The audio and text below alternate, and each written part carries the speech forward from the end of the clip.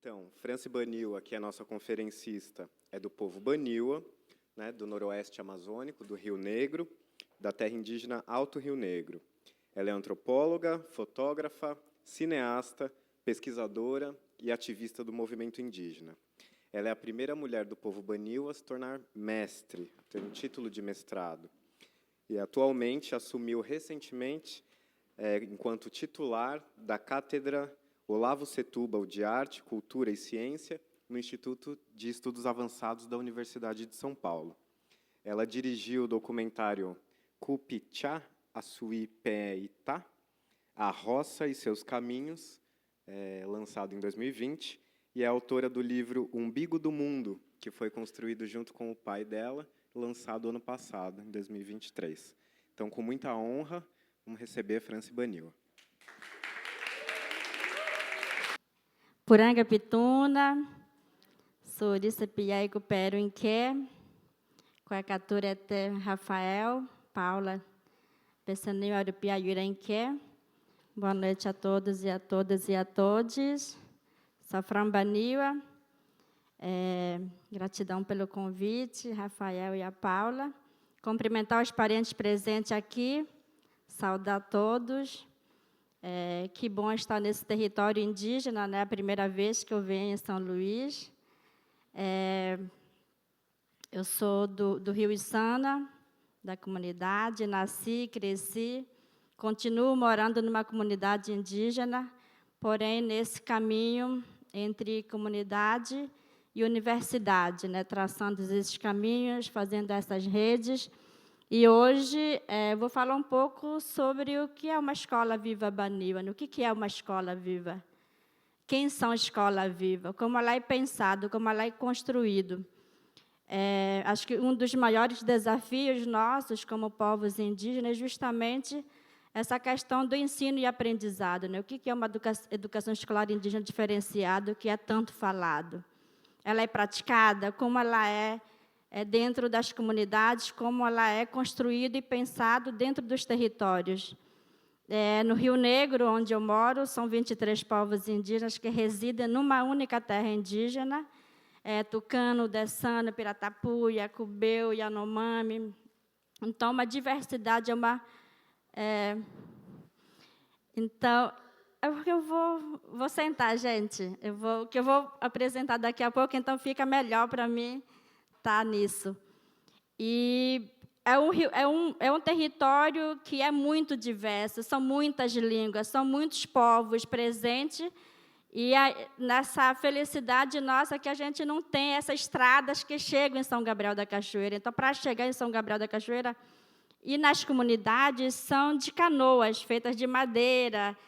Os que têm mais condição, a gente já tem bote motor hoje, mas a maioria é rabetinha, né? Que são semanas de viagem para chegar numa comunidade indígena. É muito diferente das aldeias que ficam aqui e para o resto do Brasil. O Rio Negro ela é muito específica nessa questão de línguas, tanto que temos 3 línguas cooficiais em São Gabriel, que é Tucano, Baniwa e Iengatu, também tem Yanomami também, então são línguas cooficiais do município.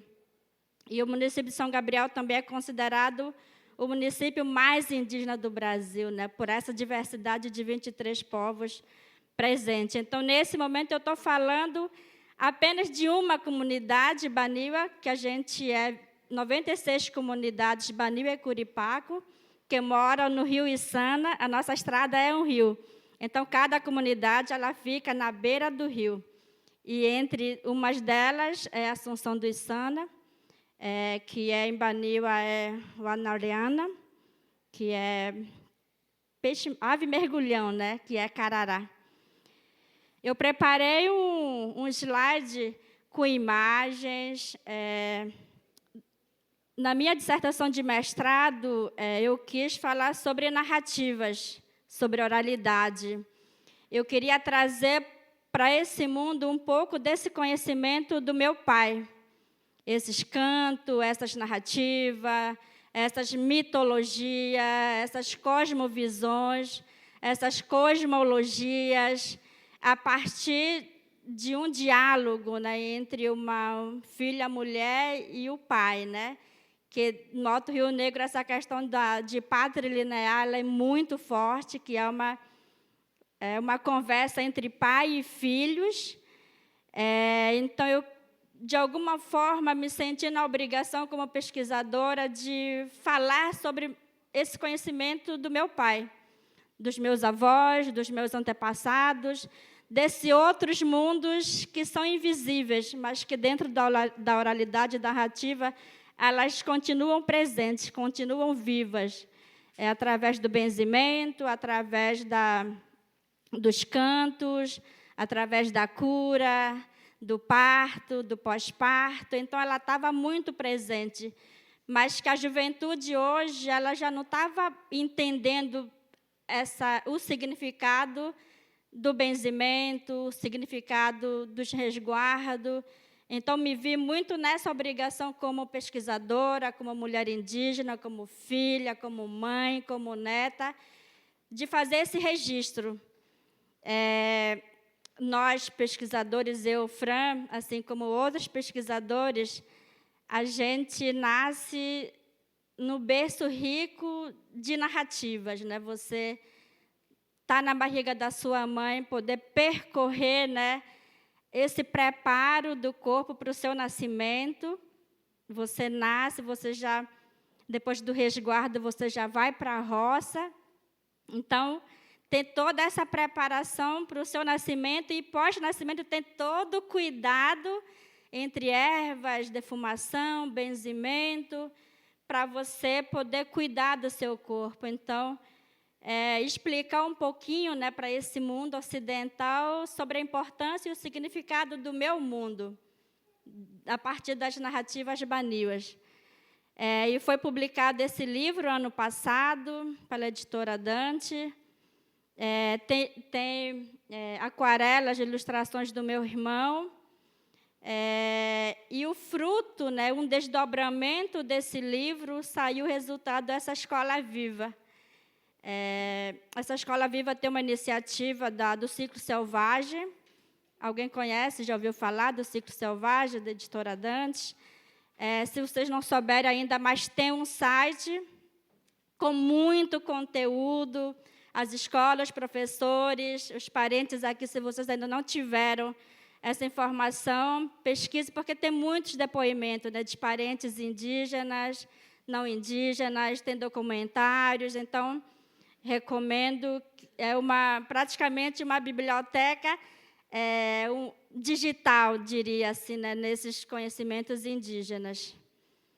E nisso se deu, né, um desdobramento pela visibilidade, né, desse conhecimento que estava presente no livro. E a gente foi entendendo que a gente era uma escola viva muito presente, né? Por esses caminhos entre narrativas, entre esses outros mundos e o mundo atual hoje. E nisso a gente é uma das escolas vivas agora, do Ciclo Selvagem. Atualmente já são 4, né? Uma escola viva Runicuim, tem o Barcericoí, que é uma escola viva Tucano, tem o dos Machacali, que mais? Guarani e agora Baniwa, né? E o que a gente estuda nisso, né? Então, aí eu coloquei Escola Viva, Baniwa, Madzejucai. Madzeju, em Baniwa, é um grande conhecedor, é o mestre de cantos e danças, é um grande dono de roça, é uma dona de roça, que conhece o seu mundo indígena a partir da oralidade. Então, a nossa Escola Viva se chama Madzejucai, por esse conhecimento que a gente tem e o que a gente vai trabalhar a partir da nossa realidade. É um pouco do mapa. O Alto Rio Negro praticamente tem 750, 80 comunidades, entre comunidades e sítios. Tem a região de São Gabriel da Cachoeira, está aí. Nesse território, São Tucano, Dessana, Piratapuia, tem a região Valpés e Tiquié, sobe o rio Içana, né, aquela parte de cima, e Alto Rio Negro, que é dos Baré, que sobe a gente já está na fronteira com Colômbia e Venezuela. Mas tudo isso que vocês estão vendo são comunidades indígenas. E essa terra, esse mapa aqui é o Alto Rio Negro, é a terra indígena Alto Rio Negro. Aí eu coloquei umas questões para a gente pensar, né, para a gente avaliar, para a gente colocar uma cabecinha para funcionar. Né? O que é a escola viva? Que somos nós. Cada um de nós é uma escola viva porque temos um conhecimento único, a vivência única. Eu coloquei para cada povo tem a sua origem, seus cantos, suas línguas, suas crenças, seus costumes, suas roças, suas narrativas, e tem também a oralidade, que é o nosso mundo principal, né? Que é a nossa forma de contar e falar sobre esses conhecimentos. Então, a escola viva praticamente é cada um de nós, cada território indígena e esse Brasilzão que é diverso. Né? Quem são as bibliotecas ou escolas vivas? A gente está ouvindo pela manhã, pela parte da tarde, sobre isso. Que são os nossos pais, que são os nossos avós, nossas mães, as artesãs, donas de roça, pescadores, caçadores, parteiras, pajés e assim para frente. Então, somos nós, são os nossos pais, que têm esse papel fundamental na transmissão do conhecimento, no repasse do saber, que te aconselha para você ser bom estudante, te aconselha para você ser uma boa esposa, que te orienta para você ser um bom caçador, que te fala o conselho quando você está errado, que te orienta da fase da adolescência para a juventude, nesses rituais de iniciação masculino e feminino, são momentos super importantes. E qual é o espaço da escola viva, né? 4 paredes, é uma sala de concreto, é um grande prédio, tudo ventilado, com ar-condicionados, com cadeiras. É isso? Isso é uma escola viva? Isso é o ambiente de uma escola viva? Aí eu coloquei, são nossos quintais, embaixo de árvores, nas roças, quando você for remando na pescaria, é um lugar. Na mata, quando você vai para a roça, ou quando você vai caçar, ou quando você vai subir um açaí do mato, ou quando você vai colher frutas do mato, o caminho da roça, e o território como todo. Esse é o espaço, né? Hoje a gente tem lutado por uma educação diferenciada, a gente tem lutado para que a gente possa, de alguma forma, colocar esse conhecimento dentro da grade curricular, né? A gente tem tentado colocar nossos pais como professores. É uma coisa que a SEDUC não aceita. As escolas só aceitam se tiver o quê? Um diploma, um certificado. E os nossos pais são analfabetos, mas são grandes doutores do conhecimento indígena. Eu trago isso hoje porque a Escola Viva que a gente está criando, que a gente acabou de lançar agora, dia 20 de abril, é justamente criar uma escola que fosse nossa. Criar uma escola que fosse pensada a partir da comunidade, a partir de professores, a partir dos conhecedores, a partir de parteiras, a partir de um olhar de crianças, de juventude, que pudesse ser construído de forma coletiva. E nisso, do desdobramento desse livro, o meu irmão está financiando esse funcionamento do primeiro ano da Escola Viva, pelas obras, pelas aquarelas, né, do meu irmão. E hoje a gente tem professores que são donas de roça. A gente criou eixos temáticos a serem trabalhados. Já deu início à Escola Viva no dia 8 de abril. O lançamento foi dia 20 de março. e 8 de abril se deu o início já do funcionamento dessa Escola Viva. E eu me lembro muito bem, nessa discussão, a gente perguntou: o que é para vocês a Escola Viva? E cada um, com seu depoimento, trouxe esse olhar muito único de falar tudo isso que foi citado aqui. Que ao acordar, ao fazer aquele café, ao acordar cortando lenha às 4 da manhã para fazer o caribé, já esperar o filho que vai chegar da pescaria, já ter um caribé feito de beiju e de farinha, já poder também fazer um café e esperar às 6 horas já todo mundo está aí em coletivo para tomar aquela partilha. Então, a Escola Viva começa a partir do momento que você abre o seu olho, já está disposto a trabalhar, já tomou banho, já foi tirar água no rio ou no igarapé, o fogo aceso, às 8 da manhã já pegou seu aturá e já, com sua roupa. Eu sempre digo que a melhor roupa é aquela bem velhinha, não de sujo, mas de tanto trabalhar, que vão com a mesma roupa para a roça, vem lá, já estende para o dia seguinte. Então, poder acompanhar essa riqueza de conhecimento que a gente tem dentro da comunidade é uma coisa que a universidade não te ensina, é uma coisa que a escola não te proporciona. É uma riqueza que ainda está invisível dentro das escolas, mas que dentro dos territórios, dentro da comunidade, ela é muito viva. E é muito gostoso viver nisso tudo, né? Aí, a partir de agora, eu vou descrever essas fotografias que estão aí, dizer, ó, a Escola Viva é isso. A gente entende a Escola Viva por esses atos, por essas imagens. Isso é um pouco do porto da minha comunidade. Porto a gente chama... Porto. O que é, Marina? Oi, Marina. A Marina conhece a minha região. Que bom te ver aqui.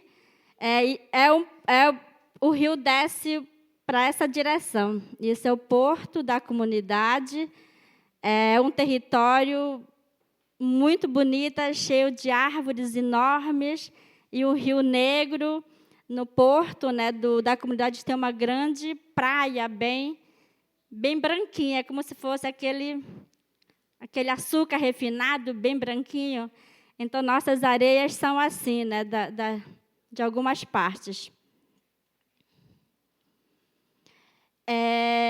Isso é um desenho que retrata um pouco o território. Temos uma pessoa aqui, outro ser lá, outro do outro canto e eu aqui.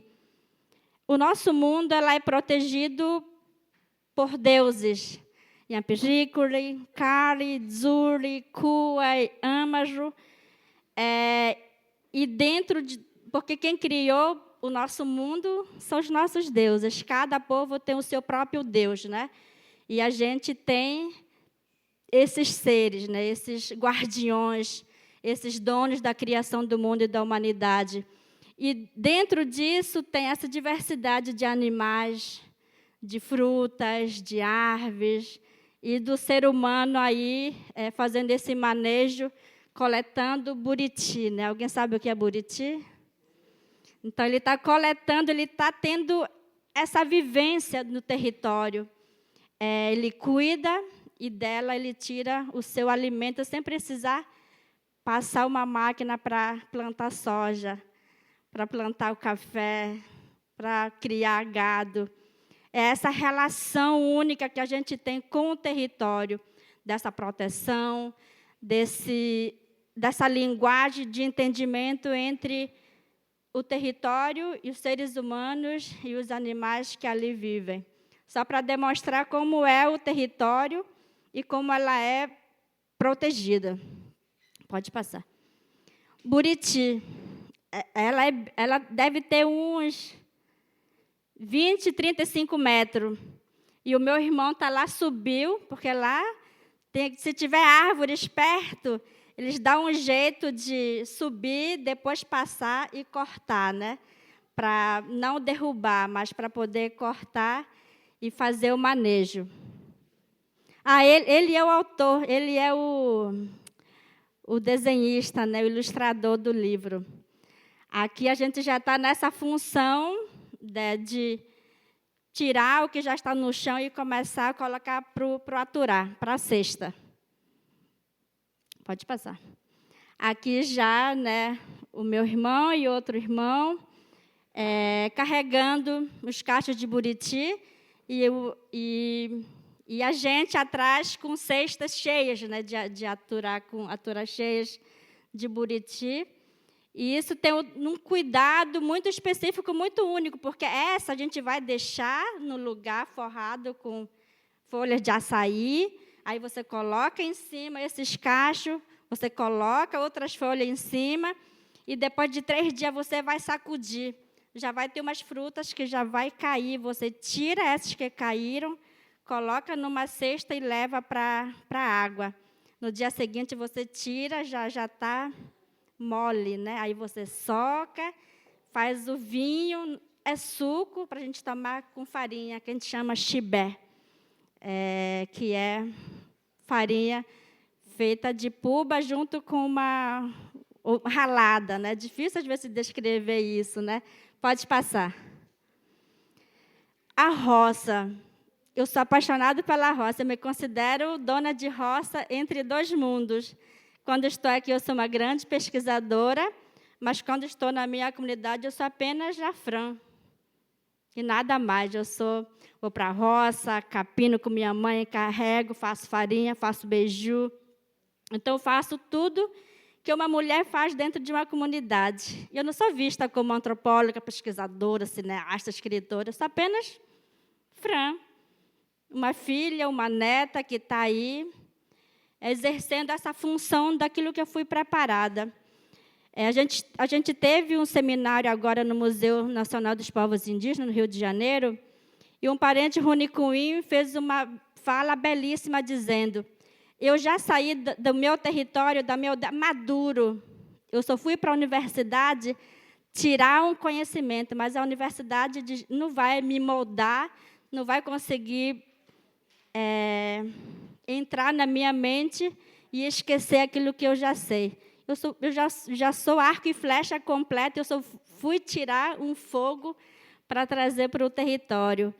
Eu vim da comunidade exatamente nisso, uma mulher preparada, uma mulher indígena, que entende o seu mundo, e eu só fui para a universidade para, de alguma forma, levar esse conhecimento, falar sobre roça, falar sobre narrativas.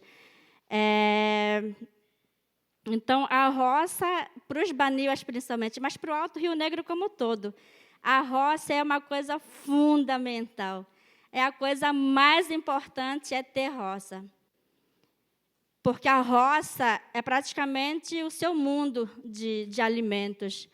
A roça não é macaxeira, não é aipim, é mandioca brava mesmo, aquela venenosa.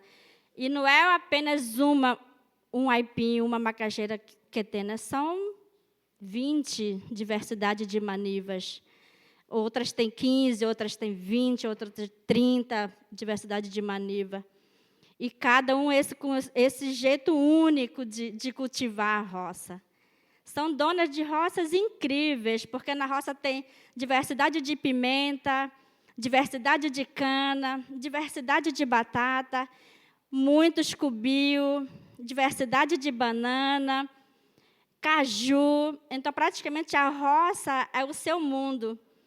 Quando você chega na roça, é a maior diversão e maior alegria que existe, né? Pode passar. A minha mãe com caruru, alguém conhece? Não é o caruru que vocês têm, é o caruru que são folhas, praticamente ela não é plantada, ela sai, se a gente fizer uma roça na terra firme, elas são os primeiros a sair, né? Então, acho que a única folha que a gente come é o caruru e a maniçoba. Ela é muito gostosa, né? Você tira ela, depois vai ferver, vai sair da folha uma cor verde, aí você vai colocando água, e quando não tiver mais, já está pronto. Você leva para o fogo e coloca um peixe mais gostoso, né? Então, é um prato que é muito gostoso. Pode passar. A pimenta se chama curabi, que é a pimenta muito cheirosa. É uma das pimentas. A diferença que eu percebi que nos mercados, nas feiras, você pode até comprar uma pimenta, diversidade de pimenta, mas elas não têm um cheiro, ela não tem esse sabor. Ela é apenas ardosa e isso perde o sentido de ela ser uma pimenta, porque a pimenta ela tem muito cheiro, a diversidade de cheiro é incrível, né? E ela é muito boa. Buiúio, a gente chama de buiúio. Talvez essas frutas sejam especificamente do Rio Negro. Talvez, né? Ela também não é plantada. Ela nasce na roça sozinha. É como se fosse um tomatinho pequeno, mas ela é um doce azedo. É uma frutinha muito gostosa. Aí você tira e vai soprando, porque tem os pelinhos, né? Aí você vai soprando e aí é uma coisa que a criançada gosta muito. Então, isso é uma das... Isso a gente considera babá das crianças, porque enquanto a mãe está capinando, tirando mandioca, puxando, as criançadas estão aqui, comendo, se divertindo. Pode passar. Eu tirei essa foto porque estava muito linda.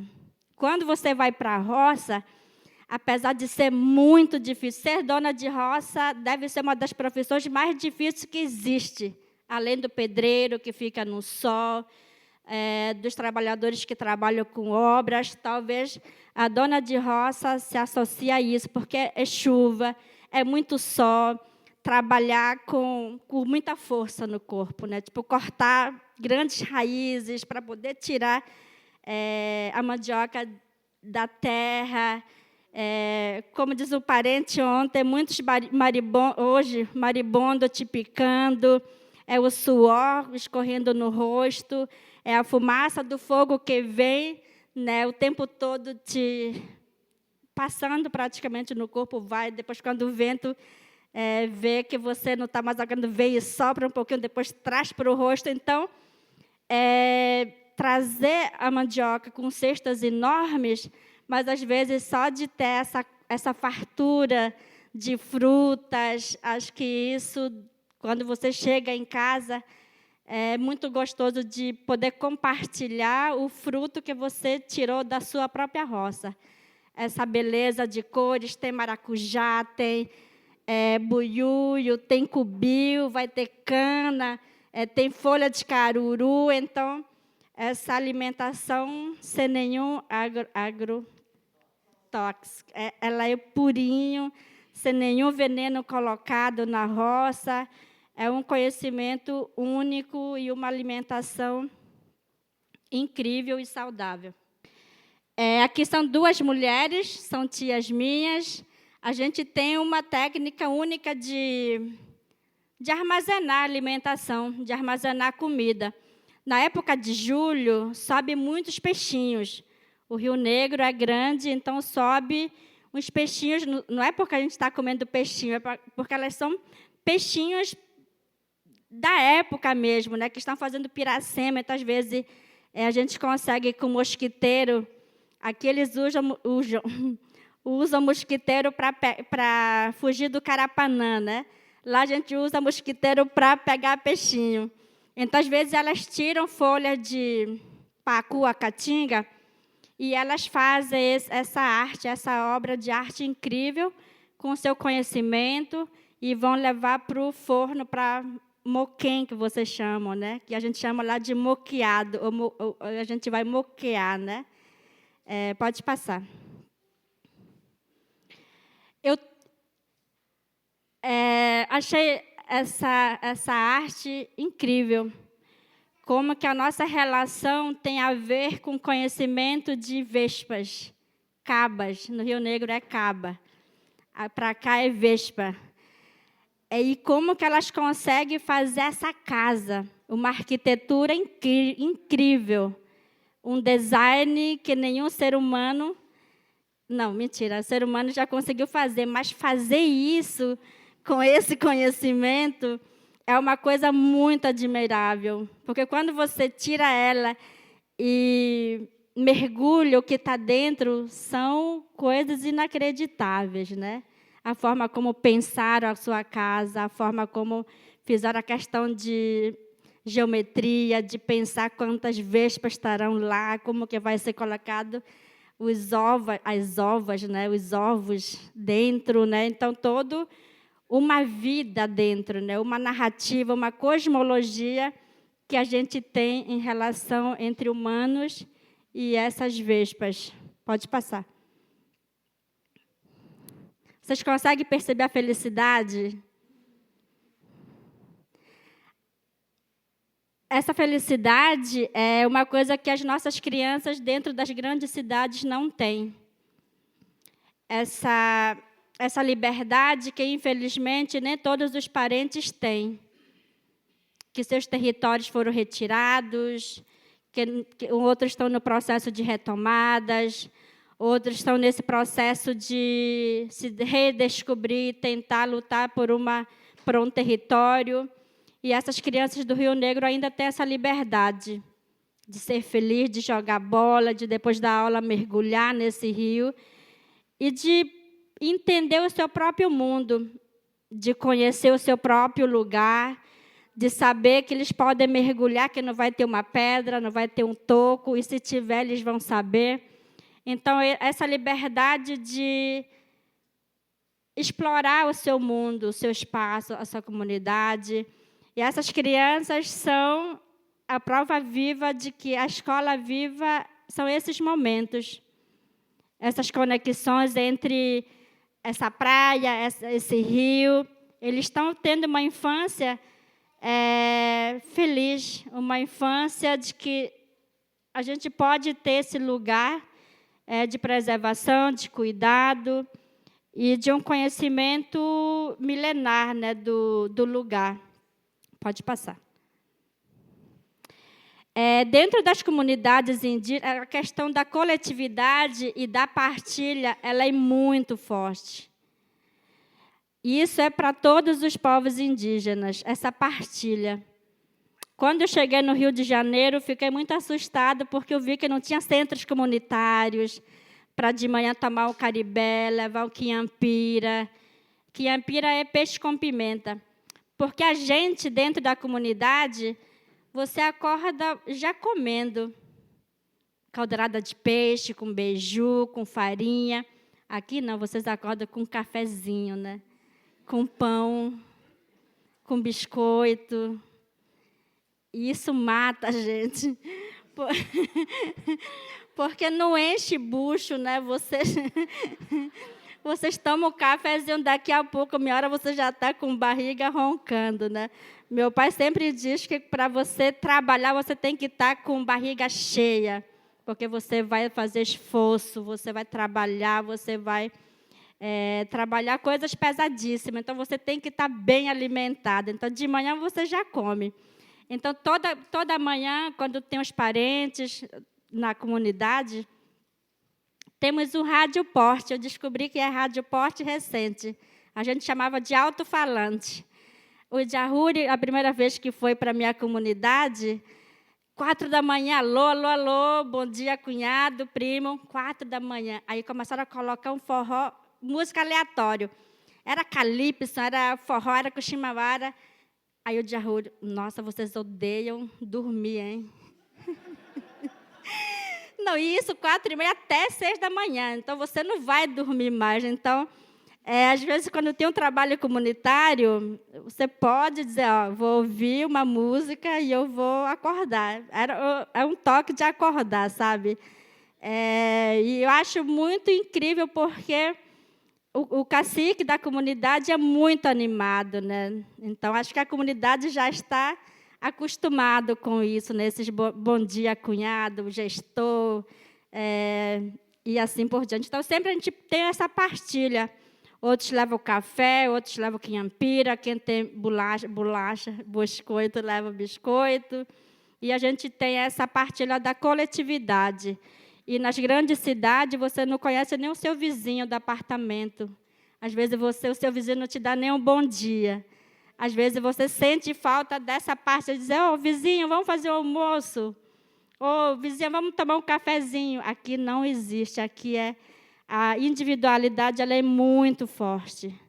E dentro das comunidades, a coletividade é muito forte. Essa partilha, se você tiver farinha, você oferece, se tiver caixa de banana, você oferece, sem esperar nada em troca.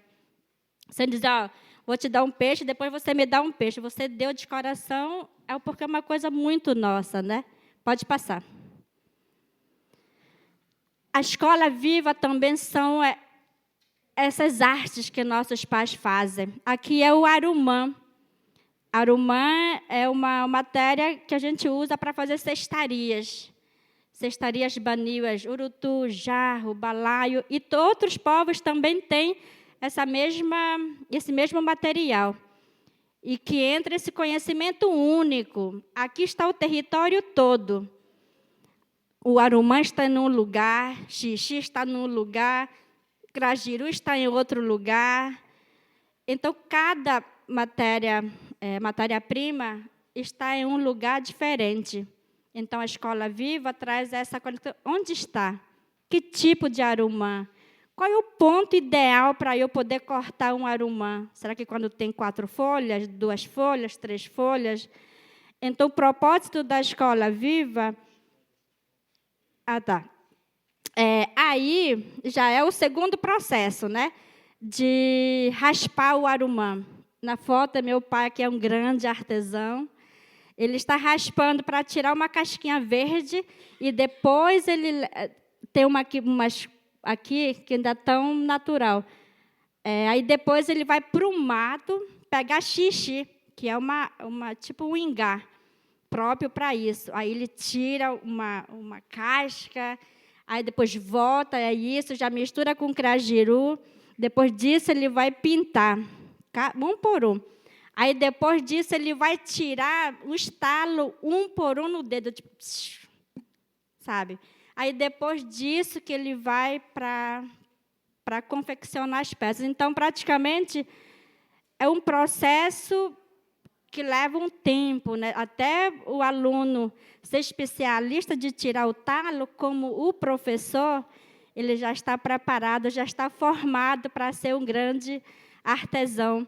Então, o objetivo do nosso projeto da Escola Viva é exatamente, não é uma oficina, não é uma formação, é o ano todo. Ele está aí para aprender a tirar o arumã e ser profissional até final do ano, que nem o meu pai. Então, a escola está aí todo dia. Vamos lá. Conhecer o território primeiro, conhecer os passos, para poder ser um ótimo artesão. Pode passar. Aí tem outra matéria-prima que é tucum. Vários parentes, vários povos têm tucum, tem tucumã, tem outros tipos de fibras também, né? Hoje aparenta, falando, não, a gente tem tucumã, mas desse tamanho, é rasteira, uma coisa assim. Aí eu falei, nosso tucum é enorme, espinhosa, cheio de espinho. Então, essa diversidade de matéria-prima que a gente traz para esse mundo, mas que, para isso, você precisa estar no território e acompanhar como é difícil confeccionar as peças. Porque, às vezes, você traz uma peça e diz, quanto é? R$100. Nossa, está caro. Mas, para confeccionar aquele objeto, você passou um mês. Até fazer o objeto, você se cortou, o espinho entrou, você machucou o seu dedo.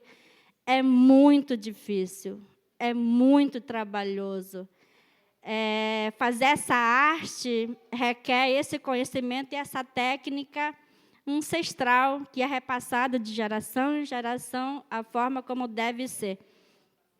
Que vai ser lavado, depois tem todo o processo, deixar os 3 dias para secar, até ficar bem branquinha, para poder... Então, tem todo esse processo para o produto final, né? Alguém conhece esse peixe? Surubim. Surubim, exatamente. Esse é um peixe... Ela não tem osso, viu, gente? Alguém que não sabe comer peixe espinhosa, surubim e o filhote, que é a piraíba, é uma coisa ideal para fazer caldeirada, né? Aqui, no caso, é mucãe, a gente chama de mucãe, muquém, você já aqui. Mas esse é no início, e lá do final já está pronta para se alimentar, né? E para armazenar isso, não precisa de geladeira, isso já está para ter uma durabilidade, né, de uma semana ou até mais, né? Isso já está no ponto de conservação. Bacaba. Alguém conhece bacaba? Não é açaí, não, gente. É bacaba mesmo? Ah, que bom. Porque aí tem açaí do mato, tem chumbinha, tem patauá, patuá e tem bacaba. E ela é muito gostosa. Vocês já tomaram chibé? Gente, vocês precisam... Então, assim, tem todo o processo. Então, o que eu estou passando para vocês, tentando passar para vocês, é que cada movimento, cada atividade, cada ação é um conhecimento, é um aprendizado, é uma narrativa, é uma vivência, é um conhecimento. E aqui, você não vai passar um dia fazendo isso. Você tem que ser ágil. Quando tiram, agora é com vocês. E dizem que, os nossos pais sempre falam, né, que você precisa comer, galinha come muito rápido, né? O que mais? Mutum, aves que vão lá e comem muito rápido. Eles dizem, não, vocês têm que fazer que nessas aves fazem. Não é tirar um por um, tem que ser muito na agilidade. Então, no tempo que você está aí, a sua mãe está aí, vai rápido, rápido, rápido, rápido, sabe? Então, tem que ir nessa formação, nessa aula, nesse aprendizado, porque a nossa sala de aula é nesses espaços. As nossas aulas, nas teorias que vocês estudam nas salas de aula, a nossa aula é muito na prática, é no fazer, é no ver, é no pegar. Então, todo ensinamento que a gente recebe nesses momentos é o que você vai levar para a sua vida toda. A roça, às vezes na roça, se você tiver sorte, tem maniuara. Vocês conhecem maniuara? Não? É gostoso. Acho que uma observação muito importante é que, às vezes, a gente generaliza muito, dizer, os indígenas comem formigas. É como se a gente estivesse comendo todos os tipos de formigas ou insetos, mas são específicos. Tem tanajura, saúva, que a gente chama, tem 3 tipos de saúva, e esse é maniuara, em Baniwa é queto. E nossa sorte, a gente estava arrancando mandioca, né? A gente puxando e saiu maniuara, e nós para tirar, né? Para depois para casa comer, né? Então aí a gente improvisa, improvisa folhas, né, para colocar elas dentro. Então, para tudo tem essa questão do fazer na hora, do improviso, com folhas. Você constrói seus próprios potes, né, com folhas. É porque a gente preserva muito, então aí vai a folha mesmo, né? Mas aí é uma alegria a gente poder estar mostrando isso, mostrar essa diversidade, esse conhecimento que nós temos. Eu acredito que ela morde e morde bem. Então, tem que ter cuidado de tirar e colocar dentro das folhas, né? O dentinho dela é mais amolado do que bisturi, né? Ela pegou, já era. Então, tem todo o cuidado, um conhecimento, uma técnica entre elas e a maniuara, né? Pode passar. Aqui é a roça. Olha que a roça bonita, né? Ainda está recém-plantado, mas ainda não tem raiz. Ela deve estar com uns 4 meses, né, depois do plantio. Pode passar. É importante lembrar que, quando você planta a pimenta numa terra firme, depois de 3 meses, já tem as pimenteiras elas já dão frutas, né? A maniva ainda vai demorar para dar, mas as pimenteiras, cana, batata, girimum, caruru, elas vão dar primeiro, né, frutas. Aqui eu carregando, gente, eu sou dona de roça. Ela pesa muito, tá? Pode passar. Todos os trabalhos, elas são participativos, coletivos, entre mãe, filhas, netas, todo mundo capina a roça. Porque capina a roça, gente, é outra coisa. É uma mão só, né?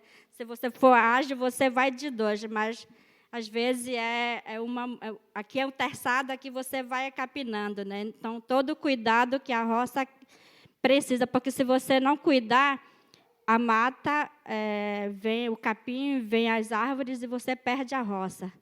Então, você tem que ter todo esse cuidado. Pode passar. A gente tem estações do ano, e toda enchente temos... outra diversão que as crianças têm, jovens, né? Tem chamado de uapixuna. São frutinhas que estão na beira do rio. A beira do rio está cheia, então você vê uma canoa aí, outra canoa do lado, vão disputando quem vai conseguir. Uapixuna são frutinhas muito docinhas. Então, aqui só uma demonstração de que você vai para a roça, na volta você ainda para no lugar, tira e você vai comendo durante a sua ida para a roça, para casa. Embaixo da chuva, mostrar que o domínio que a gente tem do nosso lugar, daquela parte da floresta, para a gente não ter essa questão, chuva, guarda-chuva, capa de chuva, né? A gente, embaixo da chuva, mergulha, sobe, desce. Então, esses momentos únicos de aprendizado, de você estar com o corpo e o momento que elas são muito únicos, né? Tipo, mesmo cansado com chuva, você ainda quer experimentar e quer tirar aquela fruta para saborear a sua vida. Pode passar. Aqui é o açaí do mato. Açaí, vocês conhecem? Vocês tomam chibé de açaí ou sorvete? Sorvete, né? Aqui é chibé? Não. Com pirão? Farinha? Com camarão. Meu Deus. Pimenta. Aí até a pimenta. Ó, a diversidade de pimenta. Aí tem várias diversidades de pimentas, né? Muito bem. Aí a gente vai um pouco para os rituais, para as danças. Aí eu trouxe um momento muito importante da bucuri. Da bucuri são rituais de oferecimento, de gratidão, de recepção, de acolhimento. Toda vez que eu levo os cariúas, né, eu tenho levado bastante para a minha comunidade, para fortalecimento dessas parcerias, para a gente tentar minimizar umas coisas aqui e lá. E todo final, às vezes, eles fazem um grande dabucuri de agradecimento. Canto, aí vem Japurutu, Carriçu, Mauá, Cupite, né? São danças indígenas. Aí aqui tem os velhos, né, dançando Carriçu, que é uma flauta pan, que é uma coisa muito gostosa de você ouvir. Mas lembrando que antes de sair o som, ela é cantada. Então, essa também é dizer que não é um som, ela é uma coisa cantada e depois colocado na flauta, que já sai como som. E ela traz toda essa recepção, que é uma fala, né? Ela diz, ela se está namorando uma menina, se dizer. Então, as músicas têm muito isso, né? De receber, de falar, outras questões também, né? Mas elas são muito fortes na minha comunidade e a gente está fortalecendo mais até para mergulhar nas narrativas, né? Onde surgiu, quando surgiu, por que surgiu e como que ela está sendo praticada hoje na comunidade. Então, não é só apenas saber só para Carriçu, mas sim saber onde ela começou, o porquê, se é o Cari que deu início, se é o Yampirico que deu início, se é a Âmaro que deu início, e como ela ficou para a gente hoje. Pode passar. Falta pouco, gente. Aqui é o da Bucuri, aí vai beiju, vai farinha, vai frutas, né? Banana, abacaxi, coco, cupuaçu, bacaba, patauá. Então, antigamente, esse da Bucuri era entre cunhados, né? Entre objetos. Outro fazia ralo, aí outro dava peneira, né? E hoje a gente faz com frutas, levando também essa especificidade de estação. Época de açaí do mato, época de bacaba, época de ucuqui. Você sabe o que é ucuqui? Não, é uma fruta. Então, aí a gente mapeia esses momentos de estação do ano. Então, aí a gente faz isso quando... Ou de pupunha. Vocês conhecem pupunha?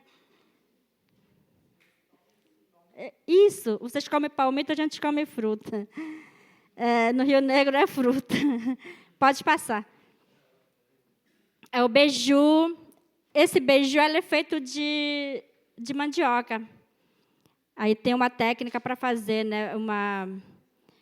Uma arte para fazer beiju, porque não é para qualquer um que você vira ela no forno, né? Então, se você não souber, você não consegue virar ela, você destrói todo o beiju. Então, tem que ter esse jeito, essa técnica de fazer o beiju. Pode passar. Aqui é o quiampira, peixe com pimenta, beiju, a partilha que a gente faz toda manhã, todo domingo, nas datas festivas. Pode passar. Aqui também, né, os homens com caxiri, com cocá. Para a gente, no Rio Negro, os banias, a gente não usa cocá, só os homens que usam. A gente usa tiara, aquela na cabecinha, com pena, mas somente os homens que usam cocá. Pode passar. Aqui eu fotografando flor de periquito castanha. Ela é muito cheirosa, muito cheirosa. Era só para testar minha habilidade de fotógrafa. Pode passar. Aqui, essa diversidade que a gente traz de tubérculos, de frutas, né, que tem na roça. Aí tem cubil, tem girimum, tem durtu. Tem vários. Tem mais lá, está no fundo do Aturá. Só para mostrar essa diversidade. Pode passar. Qual é que Aturá tem? Matcha. Isso é um pouco para trazer, não em palavras, mas trazer em imagem essas palavrinhas de escola viva.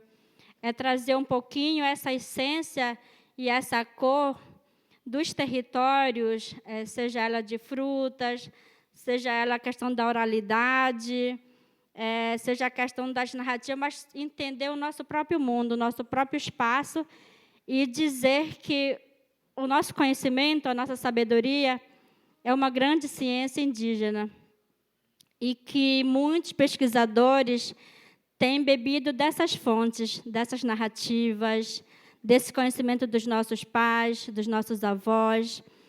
Então, a gente está aqui, todos nós pesquisadores, não é pelo nosso conhecimento, é pelo conhecimento do outro. Quem é o outro? São povos indígenas.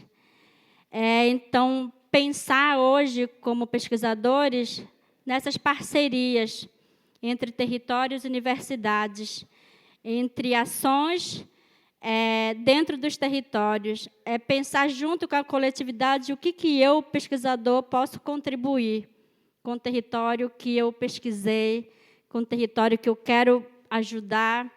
Então, a ideia nossa é dizer, o nosso conhecimento é isso, a gente vai escrever isso hoje, publicar livros, literaturas, falar sobre cerâmica, falar sobre roça, falar sobre as técnicas dos trançados, das cestarias, dos objetos que a gente produz, criar acervos, construir nossas malocas, pensar nossos grafismos, e falar sobre a partir da nossa linguagem, da experiência e vivência que nós temos dentro da comunidade.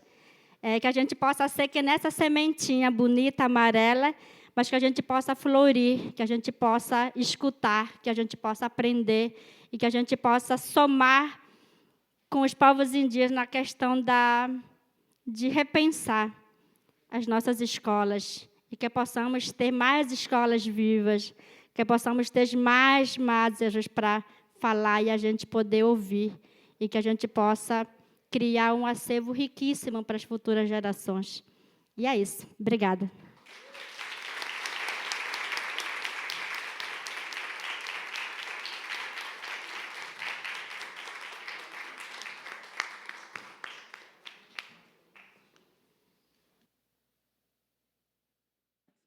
Poderem conversar diretamente com a Franci, né? Ter esse prazer. Bom, então, como você colocou para a gente, coisas que eu destaco, né? Você apresentou ali todo o panorama da região do Rio Negro, né? Que a gente fala o Rio Negro como uma região, né? Que também vai ter vários rios, vários povos, enfim, mas que você apresenta um contexto multiétnico, né? Ou seja, de uma diversidade de povos e de sociedades, né? Então, você tem uma familiaridade, vamos dizer assim, com um ambiente, com um contexto de diversidade, né? E a sua fala ressalta muito isso, essa valorização da diversidade. Você vive num diverso familiar, né? Vamos dizer assim. Uma coisa que, sobre o projeto em si da escola, né? Você diz, o espaço da escola viva é o território como um todo. Isso me chamou bastante atenção e, ao longo da sua apresentação, a gente foi percebendo como, na verdade, essa escola está distribuída, né, entre as espécies, entre as pessoas que manejam essas espécies, entre os diversos locais em que essas pessoas circulam e como o conhecimento vai sendo construído aí, né? Então, o que eu pude aprender um pouco ouvindo você, né? Que a escola, a partir da escola viva, parece que a escola vai ser meio óbvio, né? Mas parece que a escola se confunde com a vida, né? O seu espaço é o universo e o conhecimento que nela se faz é o de tornar-se uma pessoa, né? Uma pessoa como alguém que é fisicamente e eticamente apto a viver no mundo e a se colocar numa sociedade, né? E aí a gente passa para a parte que talvez para você seja mais interessante, que também se resume numa frase sua, que é: a roça é fundamental, né? Então, a roça é o seu mundo, você diz, né? Achei isso muito impressionante, né? Porque a roça é um mundo que cria um ambiente, mas também proporciona um repertório, né, de conhecimentos que a gente percebeu que é bastante sofisticado, né? Ao longo da sua apresentação, assim, numa fala que a gente pode considerar curta, né? Foi uma fala curta, poderia ter sido muito mais longa. Você apresentou mais de 20 espécies, né? Porque eu fiquei contando e marcando aqui. Então, eu consegui marcar apenas 23 espécies que foram apresentadas por você numa fala curta, né? Para exemplificar essa forma de fazer conhecimento. Então, quando eu falo que a escola, né, aprendi aqui ouvindo você, que a escola cria um ambiente para você se colocar e um repertório sofisticado, eu acho que foi isso que a gente pôde ver, né? Eu agradeço muito por isso.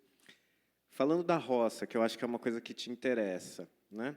Quando a gente fala da escola viva, então, a gente parece que está falando da diversidade da floresta e da diversidade das águas também, né? Por onde você está familiarizado a andar por barcos, né? A gente anda muito por estrada. Imagina você habitar um território em que a sua locomoção é na água, por barco. Isso muda muito a percepção do lugar, né?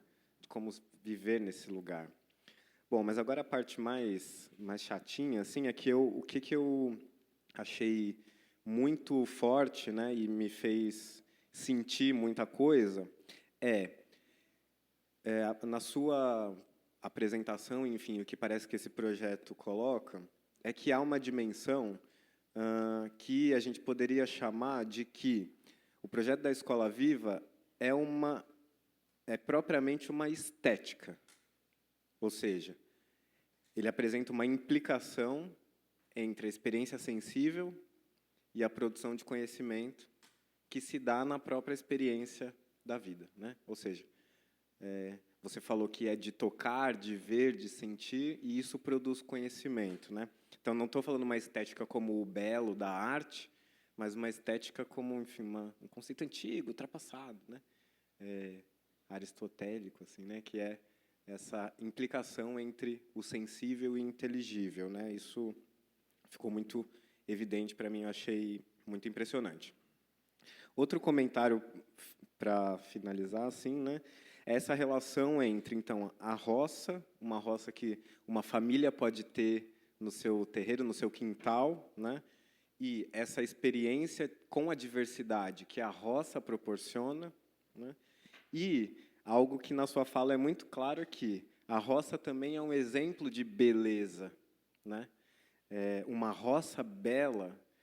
Isso é uma coisa que fica muito, você já deve ter, né? Várias pessoas já devem ter perguntado sobre isso, mas essa coisa de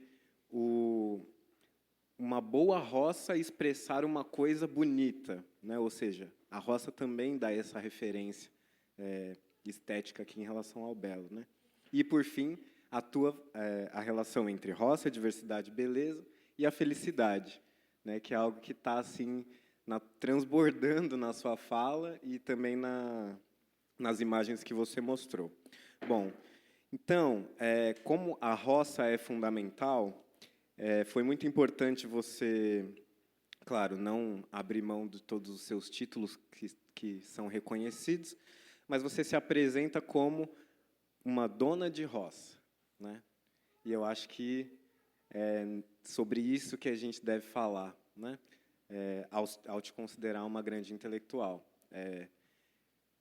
Ou seja, você se torna uma grande intelectual por ser uma dona de roça, né? Isso ficou muito evidente também na sua fala, e a sua fala também expressa esse amor que você tem pela roça, né? Que você consegue, inclusive, transmitir para a gente muito bem. Então, eu fiquei com uma felicidade imensa de poder partilhar desse seu sentimento de amor pela roça, e espero que tenha inspirado também a todo mundo que ouviu, né? Quando você se apresenta, você se coloca só como a Fran na aldeia, né? Mas realça que lá você faz aquilo para o que você foi formada. E, aparentemente, ser só a Fran é bastante coisa, né? É ser mulher, filha, mãe, membro da comunidade e dona de roça, né? Parece que dá bastante trabalho ser só a Fran, né? O que eu destacaria também da sua apresentação, e algo que você falou hoje de manhã, né? Você apresentou nas fotos que você apresenta as roças, só apareceram mulheres nas roças. E hoje de manhã, se eu não me engano, você disse que a roça é das mulheres, né? Você falou isso, né? Hoje de manhã, para comentar, foi você que falou. Tá, então tá. Mas aí fiquei com essa dúvida. As suas fotos de roça mostraram só mulheres. Fiquei curioso. Como que é isso, né? E, por fim, só fazer aqui um grande elogio, né, a esse sentimento transmitido de que pude aprender com você hoje que a escola viva são os momentos e as conexões que são dadas na experiência num território que é fundada num conhecimento milenar. Então, muito obrigado por essa partilha. Espero ter aprendido alguma coisa com você. E agora a palavra está aberta para todo mundo. Eu realmente estou encantada na sua fala e a gente percebe o amor. Tem até uma frase que eu não sei quem é, mas eu acredito muito nela: se a roça não planta, a cidade não come. Eu já vi isso aí em alguns outdoors e acho que em ônibus, né? É uma grande verdade. Mas, assim, uma curiosidade. Nós temos aqui no Maranhão muitas comunidades indígenas, né? Povos indígenas. Tem escolas vivas aqui? Porque aí no norte, né? Tem escolas, porque eu não sei se teve essa informação. E, assim, como é que faz para acontecer mesmo no chão? Eu sempre digo, eu sou professora do chão da escola. Como é que faz mesmo para acontecer, já que você, na sua fala, disse que, infelizmente, a burocracia, o sistema não quer que os ancestrais, os povos que têm o conhecimento estejam no dia a dia da escola. Como é que vocês fazem para que realmente esse conhecimento seja através de quem detém o conhecimento, né? Que não tem academia, né? Porque essa oralidade, essa ancestralidade é muito importante para não perder. Aí, realmente, é uma curiosidade. Eu queria fazer uma pergunta no sentido também de conectar com o que foi apresentado ontem à noite pelas mulheres Caingangue, né, que vieram aqui e que trouxeram muito a questão dos desafios da própria educação escolar indígena, né, que elas fazem parte de um grupo de mulheres, elas são pedagogas indígenas, diretoras, professoras, a dona Ajuda Cuitá, que esteve aqui, faz parte dessa primeira geração de professoras bilíngues, e elas têm uma visão muito crítica da escola, né, da educação escolar, mas, ao mesmo tempo, elas estão lá dentro tentando transformar essa escola, né, e falando a respeito desses desafios todos. Eu queria saber se lá na sua aldeia se tem a escola indígena e se tem também esse trânsito e se tem a abertura para a escola viva, para a escola mesmo, né, a formal. Seria mais nesse sentido de a gente estar pensando a educação escolar indígena também. Quando você nos mostra a natureza e como reaproveitar a natureza, o que nós, né, não temos, porque nós não temos esse conhecimento, não temos esse fortalecimento, mas também me ficou uma curiosidade, porque eu lembro muito, enquanto criança, que nós roçávamos, mas eu não vou dizer nós, meu pai, porque nós, mulheres do interior, quase não íamos na roça, e eu fiquei maravilhada, assim, ver vocês, mulheres, na roça. E aí meu pai sempre dizia que era um trabalho para homem, né? Então eu ia muito visitar, levar comida para o meu pai na roça. Mas só que eu lembro que na minha época de infância se roçava em vários locais, né? E eu fiquei curiosa em relação a essa questão para com vocês, se vocês reaproveitam esses locais de roça, se fazem permanentemente a roça naquele local, porque às vezes ele sempre eu lembro que ele sempre colocava que a terra ela não poderia ser novamente naquele local porque não era fértil da mesma forma. Ficou-me de criança, eu me reporto e recordo, mas muito obrigada por trazer à memória esses momentos e por me mostrar como vocês reaproveitam, né, do tucum, que nós chamamos de tucum. Eu perguntei para ela, é o nosso tucum, quando você falou do espinho. E aí eu lembro também que a gente só tirava aquele coquinho e descartava o restante. Vocês não, vocês aproveitam tudo, né? Parabéns. Muito obrigada por esse momento. E agradeço também a Flor de Cássia, que nos trouxe para esse momento. E para os nossos jovens, né, que talvez não conheçam, que não sabem, né, que não tiveram a oportunidade, eu acho que é um momento também muito enriquecedor, que vão levar para a vida esse momento aqui. Tá, obrigada. Obrigada, né, pelas perguntas. As escolas vivas, elas... Você sabe quando deu o início das escolas vivas? Você poderia me ajudar nisso um pouquinho? Das escolas vivas, assim. Então, 2019, justamente a Ana Dante, que é a dona da editora, ela teve esse contato com o povo Runicuí, com o nome do sábio. Ela teve esse contato e essa vivência, e, a partir dessa vivência, ela sacou a importância de repensar de que forma ouvir esses conhecimentos indígenas. E ela começou a mergulhar, a estudar, buscar parceria, financiamento, e surgiu, né, essas escolas vivas. Não, 2019 para cá, só tinham 4. Então, elas são... quem dera se a gente tivesse ter esse financiamento para financiar todas as escolas vivas, né?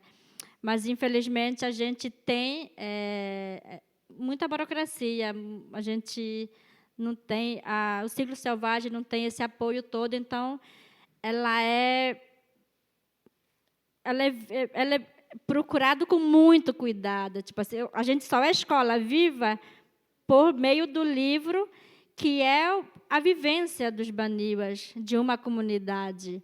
Então, a gente é hoje a escola viva por essa sabedoria de narrativas, por essa vivência incrível da roça.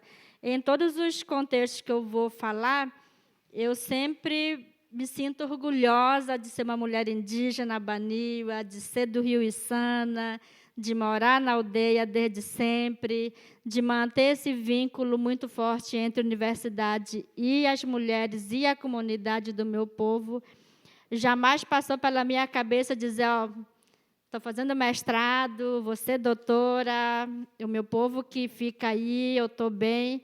Eu nunca tive essa ideia, nenhum momento passou na minha cabeça.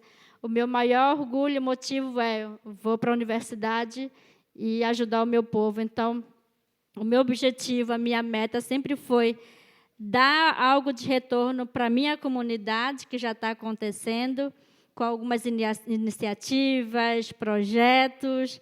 Eu gerencio vários projetos na minha comunidade. E, assim, não foi fácil ser uma escola viva, não foi fácil escrever um livro, não foi fácil fazer uma tradução de línguas baniwa e engatu para português, não foi fácil traduzir palavras que são intraduzíveis, não foi fácil tentar aproximar palavras para que vocês pudessem entender, foi muito difícil. Tem palavras em baniwa que não tem tradução, que não tem mesmo, a gente não sabe como traduzir. Então, tipo assim, ver um fruto da escola viva, dizer, não, valeu a pena noites de sono, porque estar dentro da universidade é muito difícil, estar fora do território é muito difícil, ficar comendo arroz, feijão o ano todo é difícil, não ter que comer peixe, não ter tomar chiba de açaí é um dos maiores desafios da minha vida, ficar longe da minha comunidade, da roça. Eu acho que foi o maior desafio que eu tive na vida, é estar longe do meu território e tentar sobreviver, porque acho que estar na cidade é sobrevivência constante, todo dia. Você acordar, tem que comer comida que não tem gosto, sabe? Assim, tentar se manter, e principalmente na questão da língua, né? É muito difícil falar português, é muito difícil você pensar que a gente pensa na língua para poder traduzir para português. Então, é muito desafioso para a gente, como indígena. Não sei se às vezes sai o correto, não sai, porque é uma língua que não é nossa. Para mim, todo o tempo é desafioso, né, falar o português. Mas, assim, só tem 4 Escola Viva, agora é 5, né, Escola Viva. Então, é todo o processo. Já está no processo que talvez a próxima Escola Viva seja a Escola Yawanawá, porque já estão nesse processo, participando. Esse conhecimento, todos poderiam ser Escola Viva, né? Todos nós somos Escola Viva. Mas essa questão do ensino, na minha comunidade tem até ensino médio.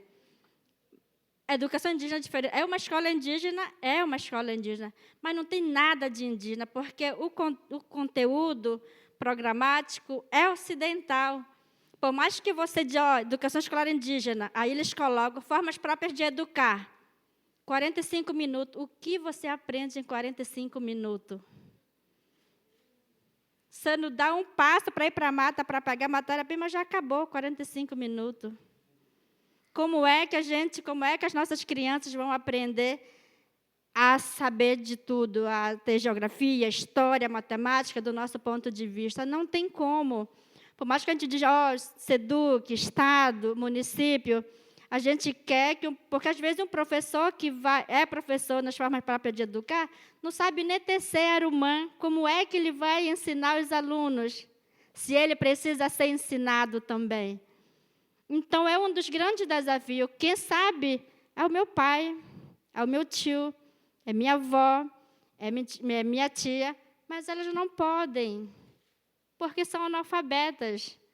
Não tem diploma, não tem certificado, não tem nada que a gente possa fazer. Isso foi uma demanda no Rio Negro já há muito tempo, e o nosso pedido ainda não foi contemplado. Por mais que a gente tenha o projeto político-pedagógico pensado, discutido, está na gaveta da SEDUC, ainda não saiu.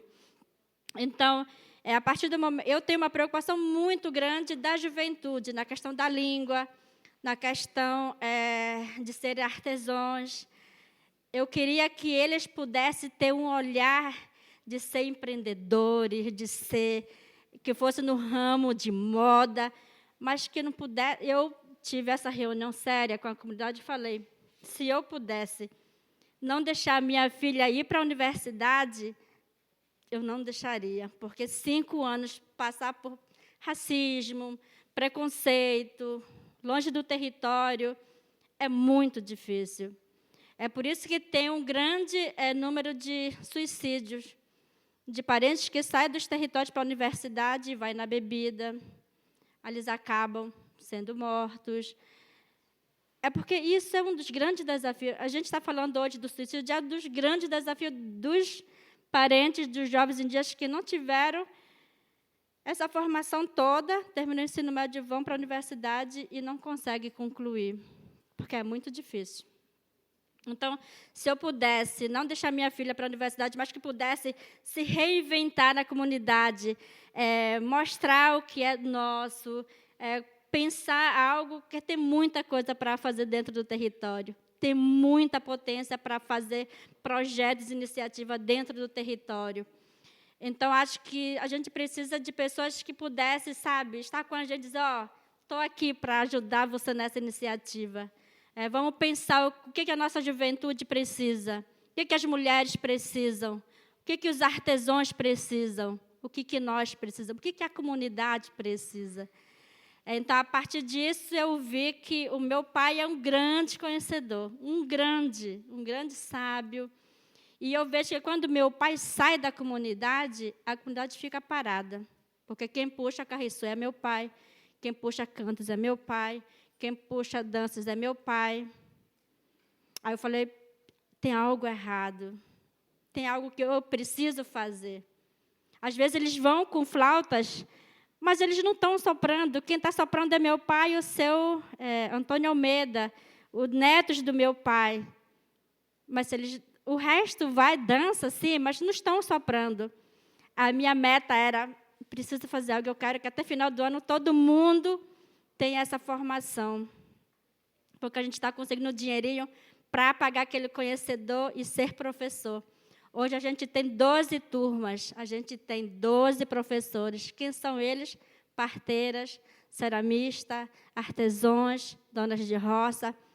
E a gente tem a escola funciona normal. Os alunos que estudam pela parte da tarde vêm de manhã, os alunos que estudam de manhã vêm pela parte da tarde. Então, a escola funciona assim, pensado, programado.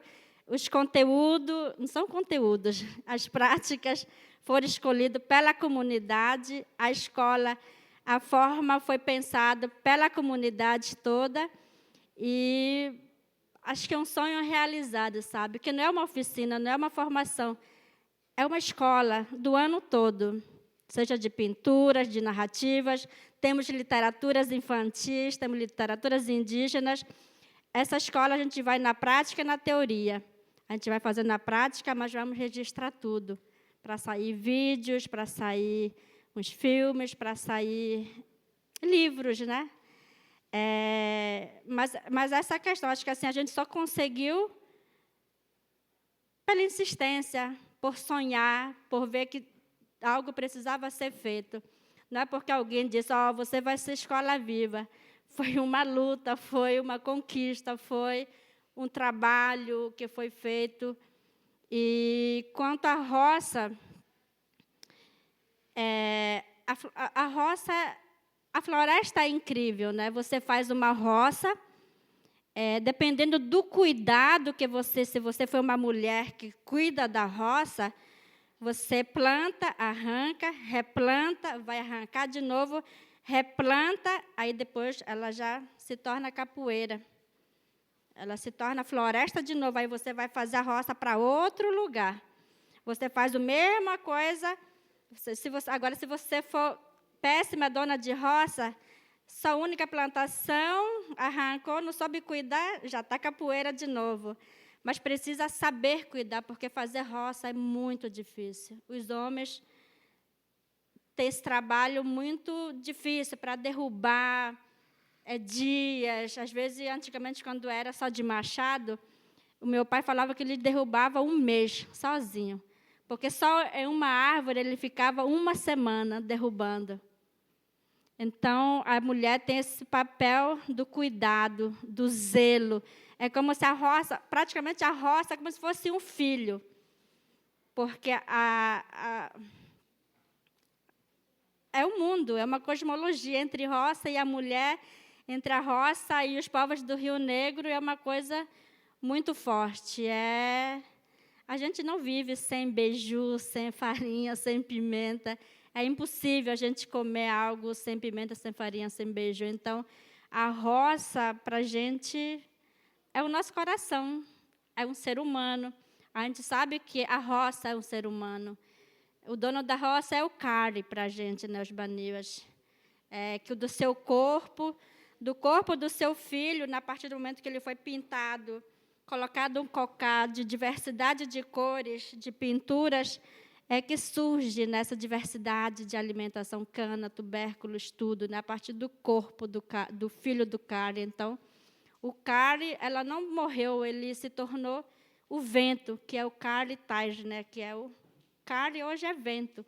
Então, quando você queima a roça, você canta chamando o Cari e ele vem em forma de vento para queimar a sua roça. Então, essa conexão entre a cosmologia, a narrativa, ela está muito presente hoje como donas de roça. Pensei no que a Paola falou, no que a coordenadora falou, e eu queria comentar, talvez, provocar, não sei, mas Escola Viva, né, é um investimento do ciclo selvagem, né, que nem a Fran falou, né, que tem 4 Escola Viva já, e está começando a Escola Viva Baniwa, né, é um investimento mesmo, uma ação, né, social, né, cultural. E eu achei muito interessante porque você está no doutorado, você está escrevendo a tese, né, e eu senti aqui o encontro dessa antropóloga com essa ação social, com essa coordenadora, na verdade, também, né, coordenadora se apossando desse dispositivo, né, que o selvagem está te passando, né, e fazendo dele um conceito mesmo, um conceito antropológico, na verdade, de escola viva, Baniwa, na verdade, né. Eu gostei muito dos comentários do Rafa. Senti assim o terreiro de antropologia aqui também, né? Muito propício assim mesmo para fazer essas conexões, né? E essa apresentação maravilhosa, eu acho que é muito o coração da tese. Para quem também está aqui, sou companheiro da Fran. Engraçado estar comentando mesmo aqui, mas eu senti essas sinapses acontecendo, né? Ela não trouxe, na verdade, nem mostrou o livro dela, na verdade, que é a dissertação de mestrado que se tornou um livro, né? Umbigo do Mundo. Aquela única aquarela que mostrou no livro tem 70, né? 74 aquarelas que o irmão dela fez, com as histórias que o pai contou de origem do mundo da humanidade, né? E essa tese, a gente está em primeira mão vendo assim um pedacinho dessa tese, eu senti assim, né? Que são as donas da roça, né? Então, foi muito bom. E bom que eu gravei. Isso efetivamente vai virar um esboço, né, para você dar seguimento a essa tese. É só isso mesmo.